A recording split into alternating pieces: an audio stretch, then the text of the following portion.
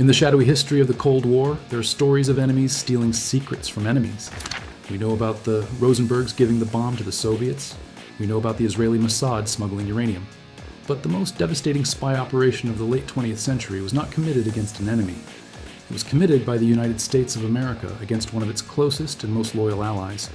It is a story of betrayal that took place not in the back alleys of Moscow or Berlin, but in the quiet research laboratories of Taipei. This is the story of how the Central Intelligence Agency dismantled the national defense of Taiwan. It is the story of how Washington decided that it was safer for Taiwan to be defenseless, independent, than strong and independent. And at the center of this story is one man, a brilliant scientist, a colonel in the army, and a traitor to his country who walked out of his office. Pause right here, because this is where the moral conflict begins.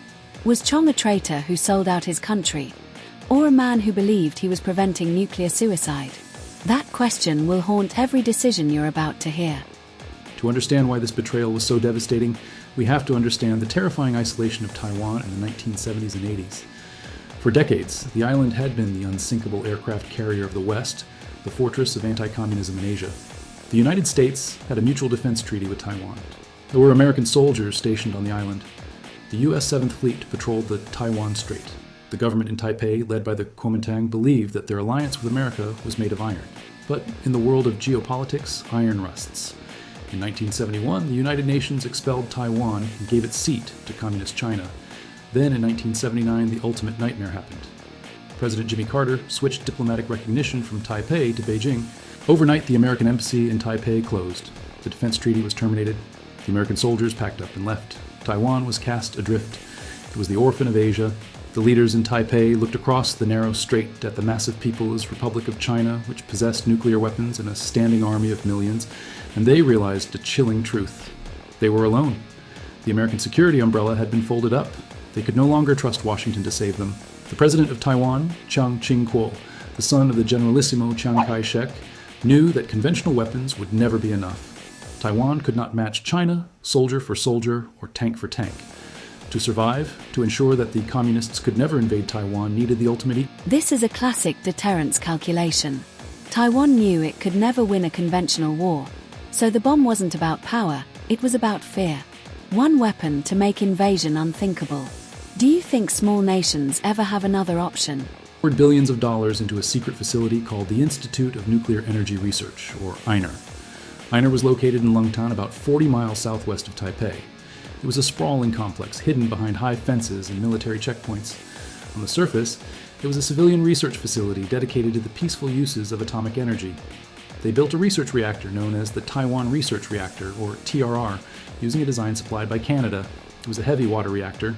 To the outside world, heavy water reactors are for research and power. But to a nuclear weapons designer, a heavy water reactor is a goldmine. It is an incredibly efficient machine for producing plutonium.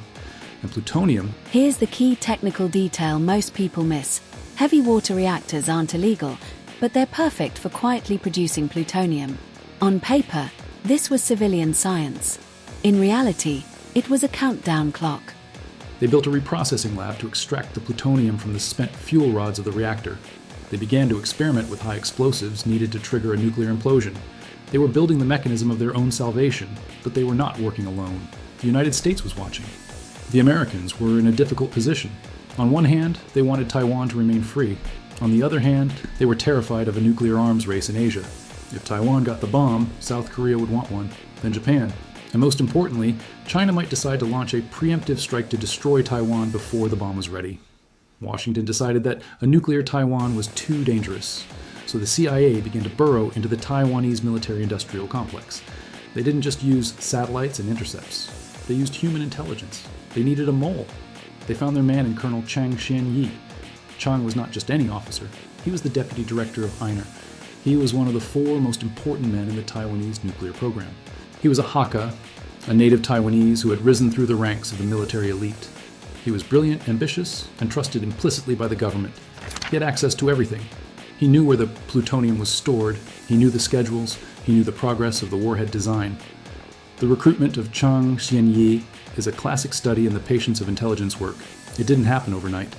It started years earlier when Chang was a young, promising student. The Taiwanese military sent him to the United States to study nuclear engineering at the University of Tennessee. It was there on an American campus that the CIA first made contact.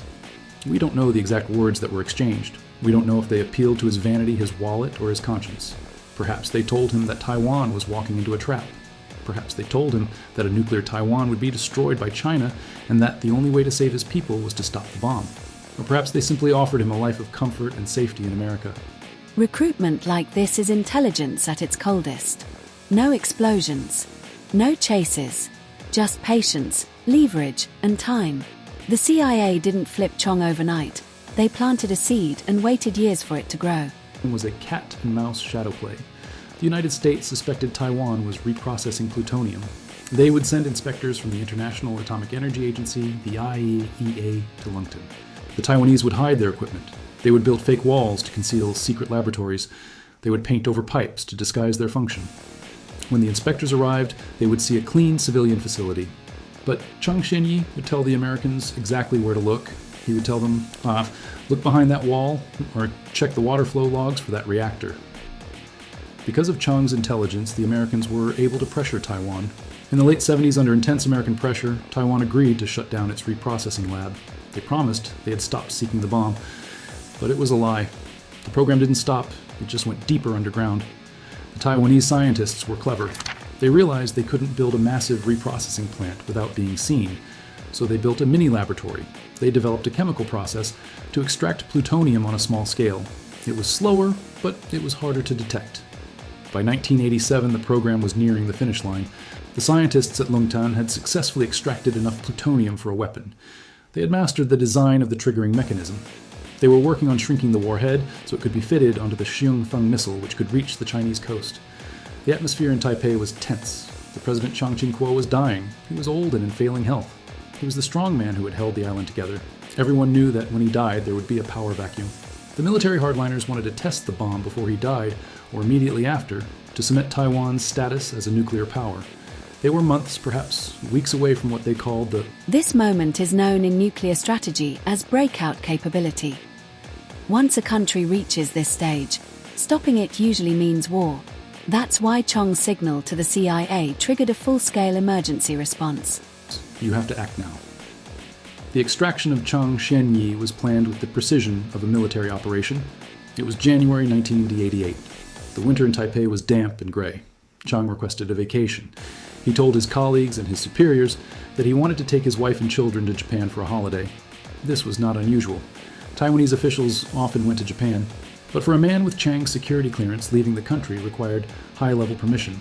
He got it. He was trusted. He was the deputy director. Who would suspect the man in charge of the program?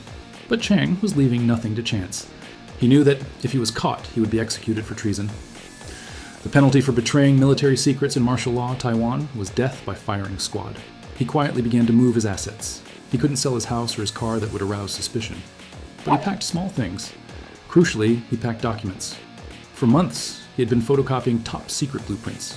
He had records of the plutonium stockpiles. He had the schematics of the nuclear device. He had the minutes of the high-level meetings where the generals discussed the use of the weapon. He smuggled these documents out of the facility. We still don't know exactly how. Some say he walked out with them in his briefcase. Some say he used dead drops handing them off to CIA agents in Taipei parks. But by January 1988, the evidence was already in American hands. On January 8, 1988, Colonel Chang Xianyi, his wife and his 3 children boarded a flight to Tokyo. His colleagues at the Institute wished him a good trip. They expected him back in a week. They would never see him again. From Tokyo, the family didn't go to Disneyland. They were met by American agents. They were handed new passports with new identities. They were ushered onto a direct flight to the United States. While Chang was in the air crossing the Pacific Ocean, history in Taiwan was about to pivot on a dime. 5 days later, on January 13, 1988, President Chiang Ching-kuo collapsed. He died of heart failure. The timing was almost cinematic. The strongman was dead. The island was in a state of national mourning and political uncertainty. The Vice President Lee Teng-hui was sworn in. Lee was a native Taiwanese, not a mainlander. The military generals didn't trust him. They viewed him as an outsider. They worried he wouldn't support the nuclear program. This was the moment of maximum danger. The generals might have tried to seize control. They might have tried to rush the bomb test to present the new president with a fait accompli. But they didn't know that the Americans already had the smoking gun. In a safe house in Virginia, Colonel Chang was being debriefed. He laid it all out. He told the CIA analysts that Taiwan had moved beyond research. They had built a secret plutonium extraction line inside the hot cells of the reactor. They had produced weapons-grade material. They had conducted cold tests of the high explosives. He gave them the specific locations. Go to Building X. Look in the storage vault on the 3rd level. You will find the fuel rods. The CIA took this information to the White House. President Ronald Reagan was a staunch anti-communist. He loved Taiwan. He had campaigned on supporting the island. But he was also committed to the non-proliferation treaty, and the intelligence was undeniable. Taiwan had lied to him. Reagan had to make a choice. If he let Taiwan keep the bomb, it would destroy U.S.-China relations, which were crucial for containing the Soviet Union. It might provoke a war in the Taiwan Strait that would drag America in. But if he stopped the bomb, he would be crushing a loyal ally that was only trying to defend itself. Reagan chose the latter. He decided to kill the program, but he had to do it fast before the new Taiwanese president could consolidate power, or the generals could hide the evidence. The White House drafted a secret ultimatum. It was a message that would be delivered not with diplomatic niceties, but with the brute force of a superpower. A special envoy was dispatched to Taipei. He arrived just days after President Chiang's funeral. The new President Lee Teng-hui was still finding his footing. He was summoned to a meeting with the American representative, James Lilly. Lilly placed a document on the desk. It wasn't a request. It was a demand. The document contained the evidence provided by Chang Xianyi. It showed that the Americans knew everything. It detailed the secret labs, the plutonium counts, the deception. The message from Reagan was simple. You have violated our agreements. You are building a nuclear weapon. You will stop immediately. You will dismantle the reactor. You will hand over the plutonium. If you refuse, the United States will sever all military ties. We will stop selling you arms. We will withdraw our protection. You will be on your own. It was a gun to the head of the Taiwanese state. President Lee Teng-hui was stunned. He claimed he didn't know the full extent of the program. This might have been true. The military often kept the civilian leaders in the dark, but he realized he had no leverage. Taiwan could not survive a month without American support. The economy, the military, the diplomatic cover, it all depended on Washington. Lee capitulated. He signed the order. What happened next was a scene of industrial execution. It wasn't enough for the Americans to just get a promise. They wanted physical destruction. They wanted to make sure that Einer could never be used again. A team of American engineers and agents arrived at the Longtown facility. They didn't knock. They walked in with the authority of an occupying force. They were guided by the map that Colonel Chang had drawn for them. They went straight to the secret reprocessing lab. They ripped out the equipment. They seized the heavy water. They took the fuel rods. But the most symbolic act was the destruction of the reactor itself. The Americans ordered the Taiwanese workers to mix massive batches of concrete. The scientists of Einer, the men who had spent 20 years dedicating their lives to this project, stood by and watched with tears in their eyes. They watched as the concrete was poured into the core of the Taiwan research reactor. The gray sludge filled the pipes, the valves, and the containment vessel. It hardened into a solid tomb. This isn't just dismantling a reactor. This is psychological domination. Pouring concrete into the core sends one message. This future is over. Imagine watching 20 years of your life sealed in cement. Would you ever forgive that? Deterrent. It was returned to the status of a client state dependent entirely on the goodwill of the United States for its survival. The shockwaves of this event rippled through Taiwanese society. The military felt betrayed. They called Chang Xianyi a traitor, a coward, a man who had sold his ancestors. They issued a warrant for his arrest. They branded him a fugitive for life. But in Washington, Chang was treated as a hero of non-proliferation. He had prevented a nuclear crisis. He had saved the United States from a terrible dilemma. He was given a new life, a pension, and anonymity. However, the story does not end with the pouring of the concrete. The legacy of the nuclear betrayal is still shaping the dangerous world we live in today. Because when the United States took away Taiwan's bomb, they made an implicit promise. They promised that if Taiwan couldn't defend itself, America would. By disarming Taiwan, the United States handcuffed itself to the island's defense forever. They created the strategic ambiguity that haunts the Pacific today. The image of American agents pouring concrete into the core of the Taiwan research reactor in 1988 is a picture that has been burned out of the history books. You will not find it in the school textbooks in Taipei, and you certainly will not find it in the official histories of the CIA in Langley. It is an inconvenient memory. For the Americans, it looks like imperialism. For the Taiwanese, it looks like submission. But for the men and women who worked at the Institute of Nuclear Energy Research, the day the concrete dried was the day their world ended. The dismantling of the program was not just a physical demolition, it was a psychological dismantling of Taiwan's military confidence. In the weeks following Colonel Chang Xianyi's defection, a purge swept through the Taiwanese military. The Minister of Defense, Hao Pei-tsun, a legendary general who had fought in the Chinese Civil War, was furious. He felt that Taiwan had been stabbed in the back not by its enemy Beijing, but by its friend Washington. He famously said that Chang Xianyi was a rat who stole the rice.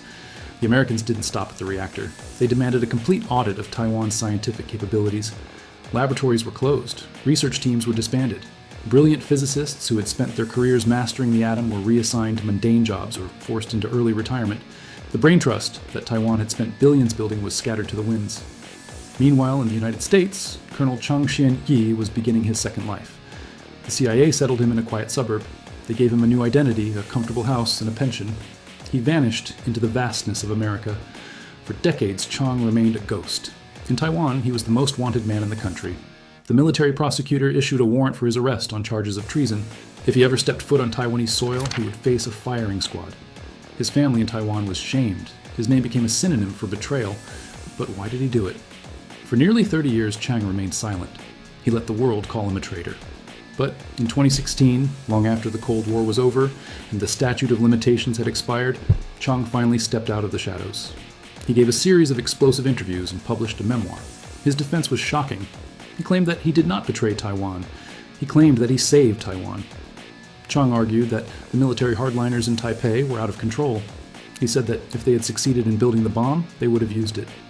He painted a terrifying scenario: a desperate Taiwanese general armed with a nuclear missile provoking a conflict with China to drag the United States into World War III.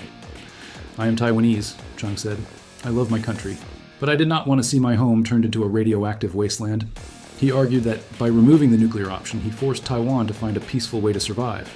He forced the country to democratize. He forced it to build an economy that was too valuable to destroy, rather than a weapon that invited destruction. This is the complex moral heart of the story. Was Chang a hero who prevented a nuclear holocaust? Or was he a traitor who stripped his nation of its only guarantee of survival? The answer depends on where you sit. In Washington, he is a hero of non-proliferation. The CIA cites the Taiwan operation as one of its greatest